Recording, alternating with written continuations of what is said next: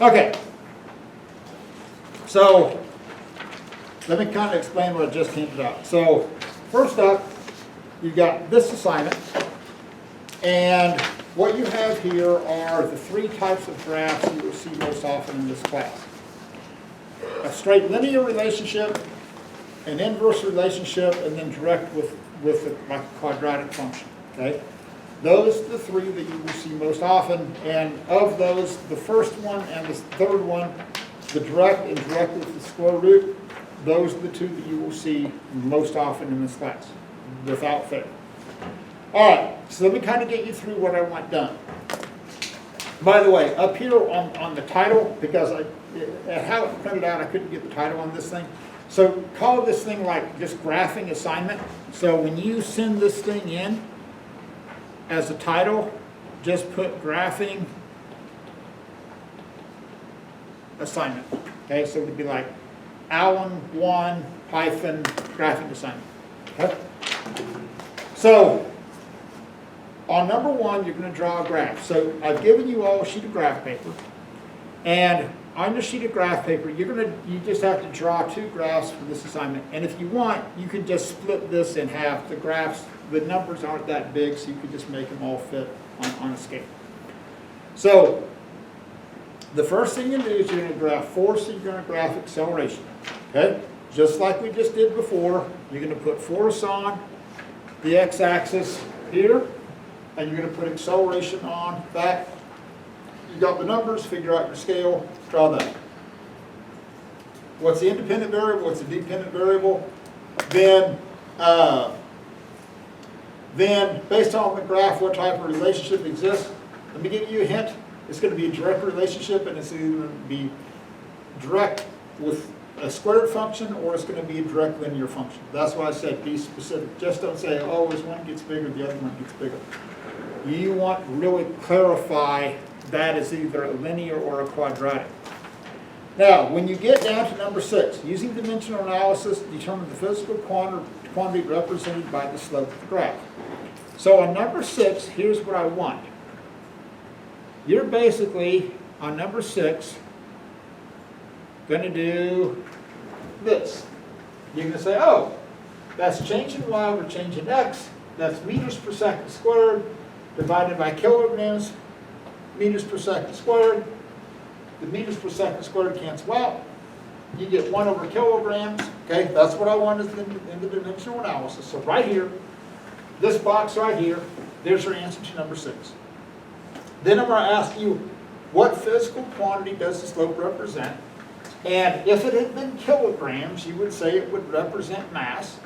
But because it's 1 over kilograms, it's going to represent the inverse of mass. So here's all that you need for number 6. And when I ask you what physical quantity does it represent, you're just going to say the inverse of mass. Okay? All right.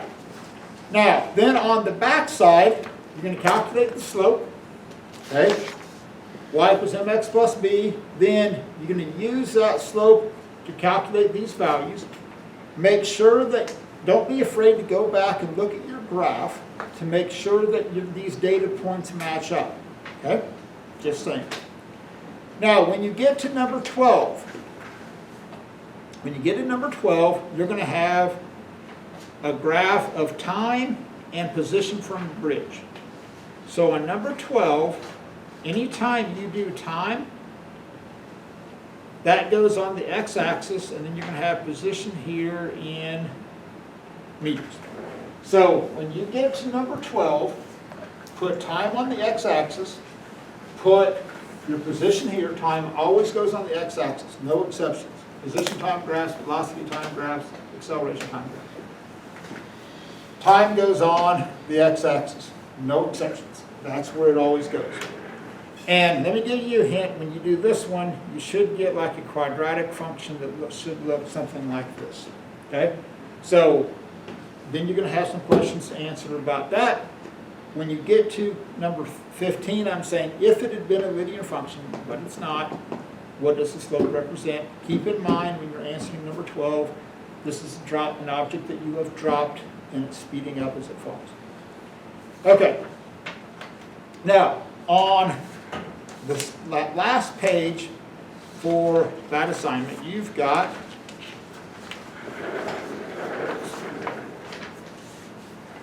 so let me go over a couple of things with this. So on this page here, on number 17, I've given you 4 different data sets, A, B, C, and D. You do not have to graph these data sets unless you really want to. Okay, if you're a visual person and you want to see what these look like, you can graph them. But you don't have to. Leave that up to you. So basically on number 1, I'm asking, on 17, number 1, I'll say, in which graph is y directly proportional to x? Is it data set A? Is it data set B? Is it C? Is it D? So if you can look and see, oh, which one is y directly proportional to x, and you can just look at it and figure that out, hey, that's great. You don't have to graph it. But if you're going, ooh, I don't know, graph it, okay? And then you'll see for sure. So basically on questions 1 through 6, on number 17, your answers are either going to be A, B, C, or D. And there's only one, but you can use more than one answer twice. Now, when you get to number 18, okay, let me explain how I want number 18 done. So on 18, the first one is you have the equation F equals ma. So one of the key things you've got to be able to do in physics is look at what happens when you change different variables. So this is just your basic force equals mass times acceleration equation, F equals ma. And I'm going to show you 2 ways that you can work this first one. I don't care how you do this. One option is kind of this elegant mathematical approach. So what happens on 18, on that first one, I said, if the acceleration is doubled, what will happen to the force if mass is constant? So one option is that you say, okay, well this is my initial equation of F equals ma. Now I'm going to change that up, and then I'm going to go, okay, my new situation then is going to be mass times 2 times my acceleration. So I'm going to double my acceleration, okay? So think about this if you're driving. You want your car to accelerate twice as fast. Are you going to apply more force or less force? More force, right? You're going to press down on the gas pedal harder. So that means that to equalize this out, I've got to have twice as much force. So this is kind of the elegant approach to this. You double the acceleration.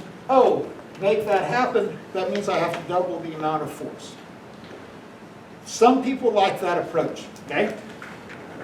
Other people hate that because it's like, oh, that doesn't make any sense to me. So the other way that you can do this problem is what we call smash mouth physics. And you just make up numbers. So the easiest numbers that you can deal with in this situation is the value of 1. So the other way that you can do this, you can sit here and go, well, if I have a 1 Newton force, and if I have a 1 kilogram mass, okay, like so, okay, 1 kilogram mass, and I could make that accelerate at 1 meter per second squared. So this is by definition what a 1 Newton force is.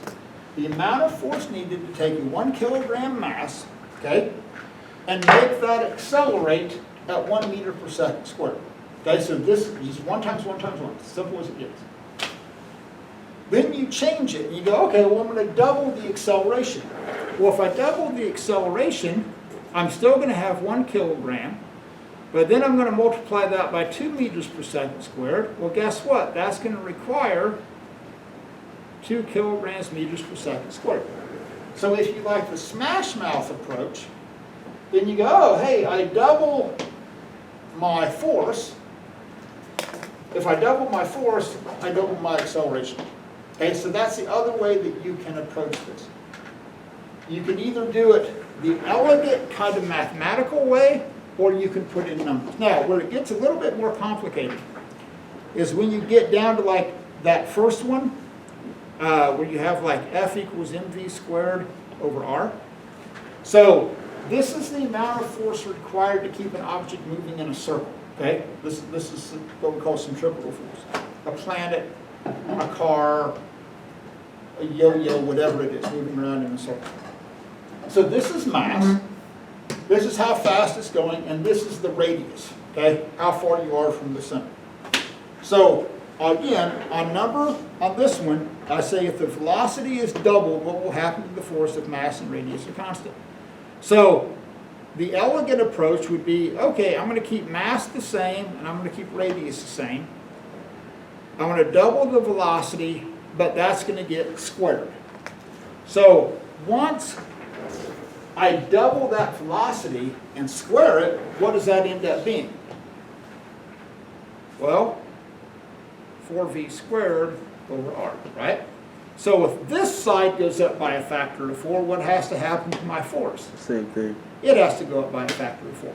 So on that one, you would say, oh, the force would increase by 4. So you could just put increase by 4. Now, if you hate this process, and some people do, the other thing that you can do is put in numbers. Put in a 1 kilogram mass, make it go 1 meter per second, and have a radius of 1 meter. Okay? If you like smash mouth physics, put in these numbers. Then increase that radius by a factor of 2, so then it becomes 1 kilogram times 2 meters per second squared divided by 1 meter. Oddly enough, 2 squared becomes 4. You have a force of 4 newtons, then it goes up by a factor of 4. I don't care how you do it, okay? It doesn't make any difference. Just find a method that works for you. Okay, so now let me explain the other sheets that I gave you. So you should have this piece of paper here that says significant digits, okay? Okay. This is what I'm going to be, Honors Physics Sig Dig worksheet. This is the lecture that I'm giving tomorrow in class, okay? This is tomorrow's assignment. So this is going to be due on Wednesday. So that's why I've got up there a significant digit assignment on Wednesday. You all are going to be at home tomorrow. So this is what I'm giving out in class. So tomorrow, again, you all either choose to zoom in or you wait until I dump the lecture out on YouTube and watch it then. Then the other one you're going to have is this, okay? And in this one, I didn't give a chance to put the title up here because I changed the system after I printed it out. So up here at the top, call this one, it's just one page, okay? Call this one assignment 1-1. So when you send this one in, and this is what, so on Wednesday, here's what's going to happen on Wednesday. I'm going to have like a Zoom meeting opportunity. I'm just going to be online. If y'all have any questions, I want to have that. I'm also going to have a video that I'm going to dump out that you all need to watch, and then you're going to have this assignment to do. So this assignment is going to be due on Thursday.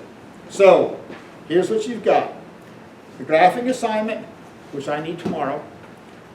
You've got the significant digit assignment, which is what I'm going to give out as an assignment tomorrow. And then assignment 1-1, which is the assignment that I'm going to give out on Wednesday. So you've got the assignments for the next 3 days. Okay? Are we good? Yeah. Okay, so Zoom kids, we're done. And we'll shut off the camera. So, do you guys have any